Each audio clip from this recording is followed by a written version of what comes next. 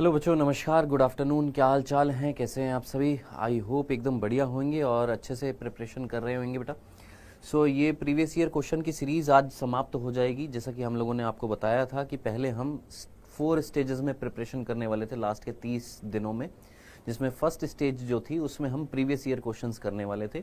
Physics में हो चुके हैं, केमिस्ट्री में हो चुके हैं, आज बायो में समाप्त हो जाएंगे आपके PYQs। ठीक है, तो ये आज लास्ट लेक्चर होएगा प्रीवियस ईयर क्वेश्चंस का, बायो का, जिसमें हमने 2024 से लेकर 2016 तक के क्वेश्चंस की प्रैक्टिस करनी है। ठीक है, पहली बात तो ये।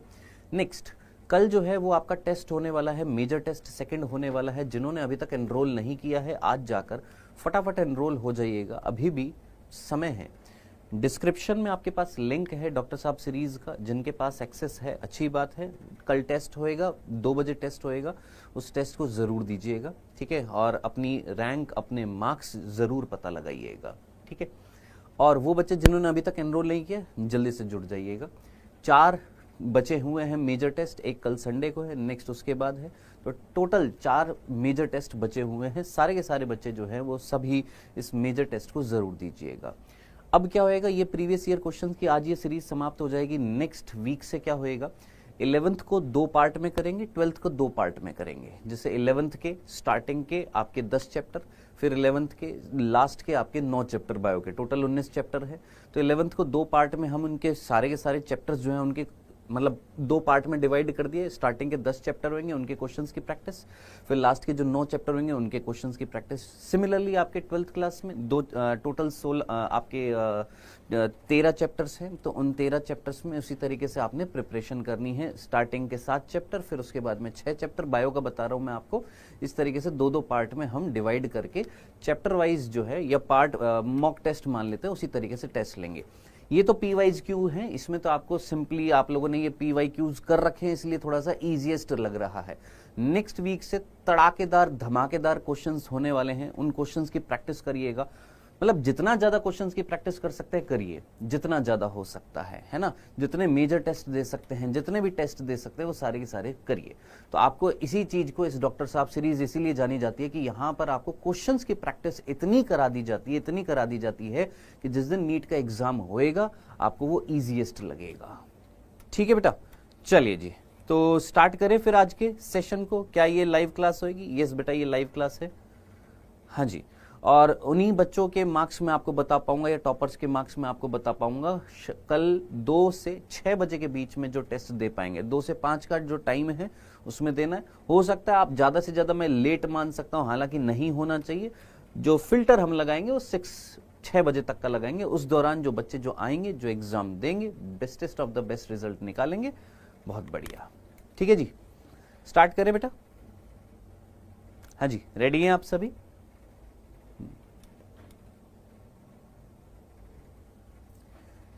चलिए तो स्टार्ट करते बेटा आज के इस सेशन को। और इस सेशन को जितना जल्दी हो सकता है आप अपना प्यार दिखा सकते हैं। इस सेशन में लाइक का बटन जो है उसको दबा सकते हैं और रेडी हो जाइए। क्वेश्चंस की प्रैक्टिस करते हैं। PYQs होंगे, ये रैंडम होंगे, 3 सालों के रैंडम क्वेश्चंस होंगे। 16 से लेकर 18 तक रैंडम क्वेश्चंस होंगे। आइए, पहला आता हुआ फर्स्ट करिएगा बेटा।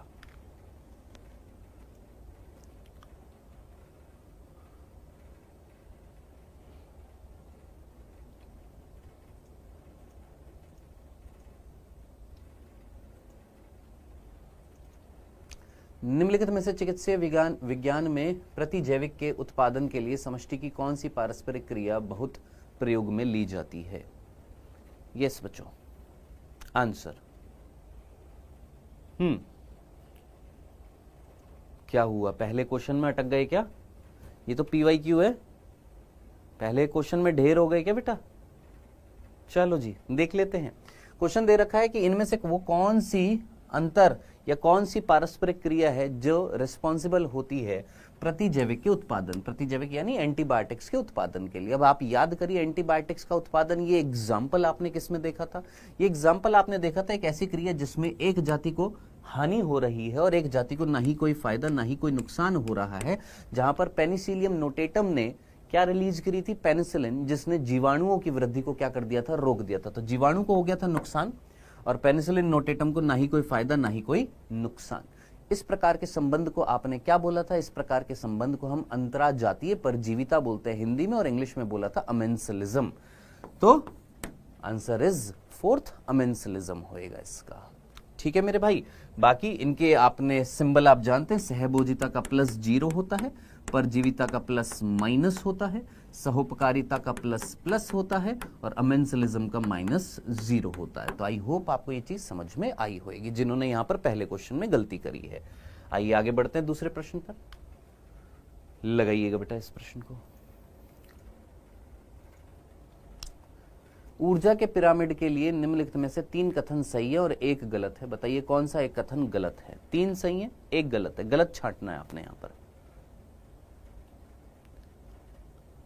सर हिंदी वर्ड यूज करिए। बेटा मैंने पेपर नहीं बनाया था, जो पेपर आया था वही मैं लेकर आया हूं, मैं कोई अलग से पेपर नहीं लाया हूं। हैप्पी हैप्पी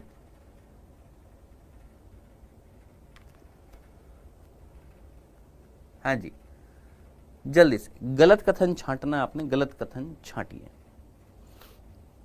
जल्दी से। दिख गया सभी बच्चों को?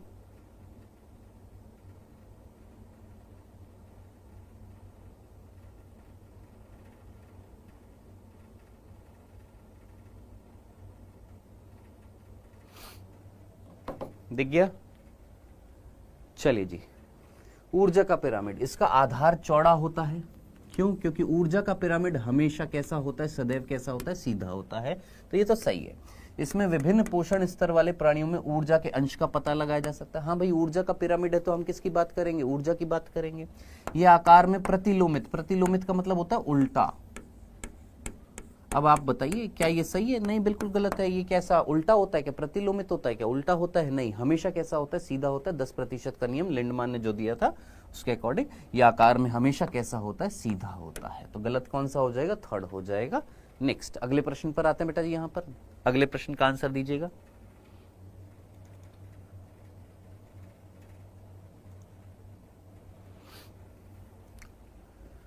हाँ जी, वलकुट क्षेत्र किनके बीच में पाया जाता है?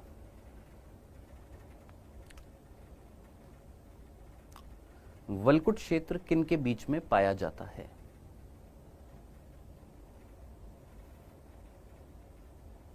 सोच समझ कर करिएगा बेटा।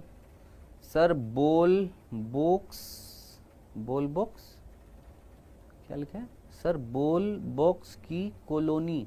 अरे वॉलवॉक्स होता है भाई, बोल बॉक्स थोड़ी ना होता है, वॉलवॉक्स होता है। वॉलवॉक्स की कॉलोनी को क्या कहा जाता है? सिनोबियम कहा जाता है, सिनोबियम। लगाएंगे बेटा आंसर। वलकुट क्षेत्र किसके बीच में पाया जाता है? वलकुट। यस, सो सभी बच्चों ने बिल्कुल सही आंसर लगाया। सबसे बाहर होती है बाह्य त्वचा, और बाह्य त्वचा के नीचे फिर कौन होता है? वलकुट। अब उस वलकुट में क्या होती है? अधस्त्वचा भी होती है, सामान्य वलकुट भी होती है, और अंतस्त्वचा भी होती है। अब अंतस्त्वचा के नीचे जो भाग होता है उसको हम बोलते हैं रंभ, स्टील कहा जाता है। तो ये हो गई हमारी बाह्य त्वचा, बाह्य त्वचा, और ये क्या हो गया हमारा? रंभ। रंभ और बाह्य त्वचा के बीच में जो पाया जाता है उसे हम क्या बोलते हैं? वलकुट कहते हैं। नेक्स्ट, माइटोसिस के विषय में सही विकल्प चुनना है। सही विकल्प चुनिए। सर आपकी टेस्ट सीरीज कैसे ले?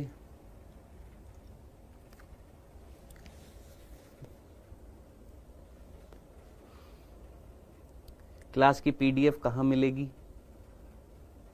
डिस्क्रिप्शन में लिंक है, वहां पर जाइए, वहां पर मिल जाएगी आपको। माइटोसिस के विषय में सही विकल्प चुनना है। सही विकल्प चुनिए।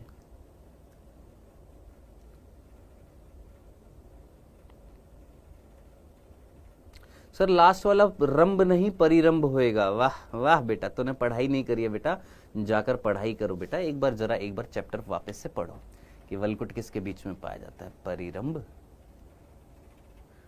अंतस्त्वचा का निचला भाग जो होता है वो रंभ कहलाता है। तो अंतस्त्वचा किसका भाग है? वलकुट का भाग है। जरा जाकर एक बार एनसीईआरटी पढ़ो। आंसर लगाएंगे बेटा यहां पर फटाफट, जल्दी से। तो माइटोसिस के विषय में सही विकल्प चुनना था। टाइमर हो गया समाप्त। एनाफेज में क्रोमेटेड पृथक हो जाते हैं, परंतु कोशिका के केंद्र में बने रहते हैं। नहीं, केंद्र में नहीं, ध्रुवों की ओर जाते हैं। टीलोफेज में क्रोमेटिड विपरीत ध्रुवों की ओर गति करने लग जाते हैं, टीलोफेज में नहीं, एनाफेज में करते हैं।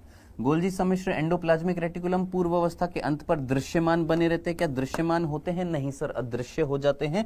तो सीधा सीधा आंसर हो जाएगा फोर्थ। मेटाफेज में गुणसूत्र की स्पिंडल की मध्य रेखा पर चले जाते हैं तथा मध्य रेखा प्लेट के साथ पंक्तिबद्ध हो जाते हैं। यस, मेटाफेज में गुणसूत्र जो होते हैं वो स्पिंडल की सहायता से मध्य रेखा प्लेट पर चले जाते हैं और वहां पर अलाइन हो जाते हैं। करेक्ट आंसर क्या हो जाएगा इसका? फोर्थ हो जाएगा। नेक्स्ट बेटा यहाँ पर फिफ्थ, निम्नलिखित में से कौन सा जैव अणु वसा, कार्बोहाइड्रेट और प्रोटीन के श्वसन मध्यस्थ भंजन में सर्वनिष्ठ है?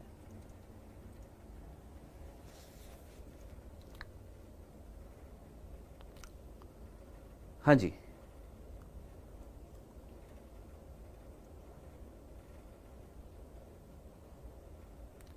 निम्नलिखित में से कौन सा जैव अणु वसा, कार्बोहाइड्रेट और प्रोटीन के श्वसन मध्यस्थ भंजन में सर्वनिष्ठ है?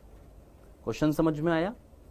आपने चैप्टर पढ़ा होगा पादपों में श्वसन, श्वसन चैप्टर जब आप पढ़ते हैं तो वसा, कार्बोहाइड्रेट और प्रोटीन, इन तीन बिंदु यहां पर इस तरीके से एक चार्ट दिया हुआ है।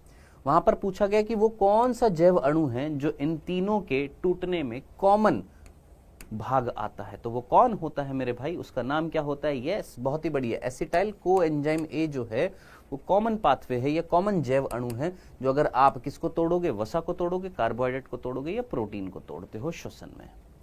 नेक्स्ट, नाइट्रोजन अपशिष्ट को यूरिक अम्ल विधि से बाहर निकाला जाता है किसमें? कौन यहां पर यूरिक एसिड रिलीज करता है? इनमें से कौन है जो यूरिक एसिड को रिलीज करता है? जल्दी से आंसर लगाएंगे बेटा। यहां पर यूरिक एसिड को रिलीज करने वाला कौन है यहां पर? सरीसर्प पक्षी, पक्षी एनालिड्स, एम्फीबियन, सरीसर्प कीट, एम्फीबियंस।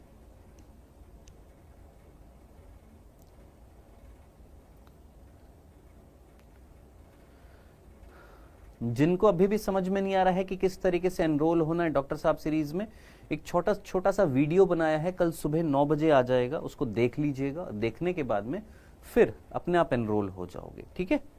अब बार बार ये चीज मत कहना कि सर कैसे होएगा, कहाँ होएगा, किस तरह होएगा। वीडियो बना दिया, कल आ जाएगा, आप एक बार चेकआउट कर लीजिएगा। हाँ जी, नाइट्रोजन अपशिष्ट पदार्थ कौन सा? यूरिक अम्ल, यूरिक एसिड कौन रिलीज करता है? सर सरीसर्प करते हैं और पक्षी करते हैं। यहाँ पर सरीसर्प पक्षी पहले ही ऑप्शन में दे रखा था, सीधा सीधा आंसर आ जाएगा, फर्स्ट आ जाएगा। इससे सिंपल सा सवाल था। नेक्स्ट, जल्दी से करिएगा, आराम से क्वेश्चन को पढ़िए।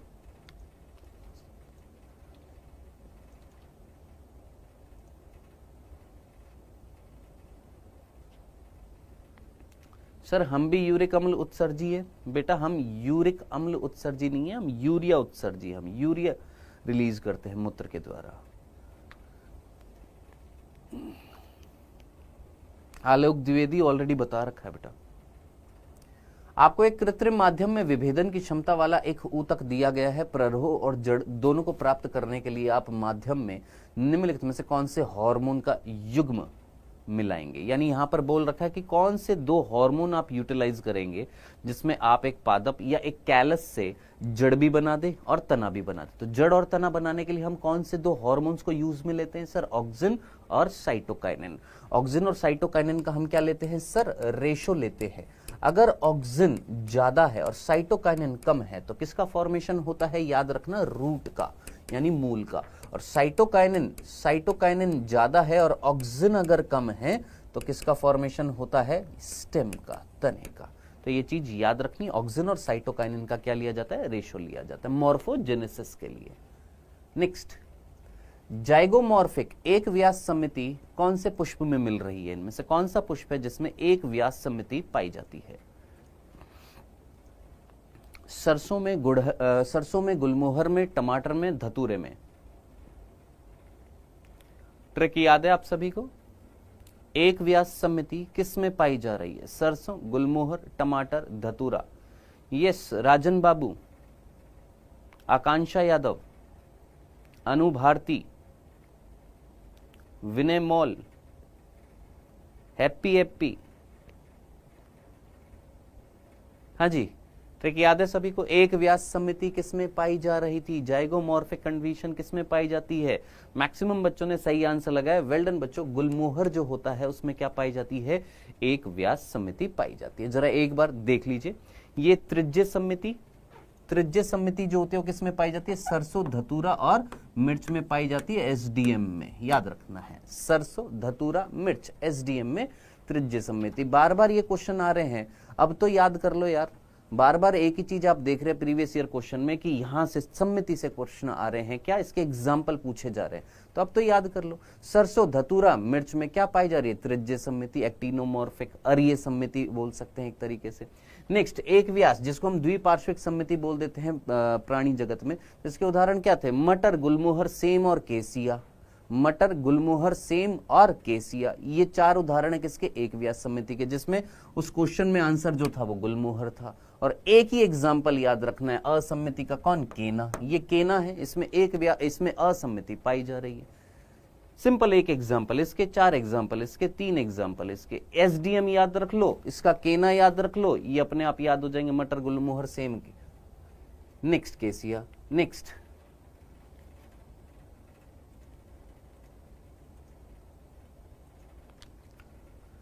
रक्त दाब के विषय में क्या कहना सही है?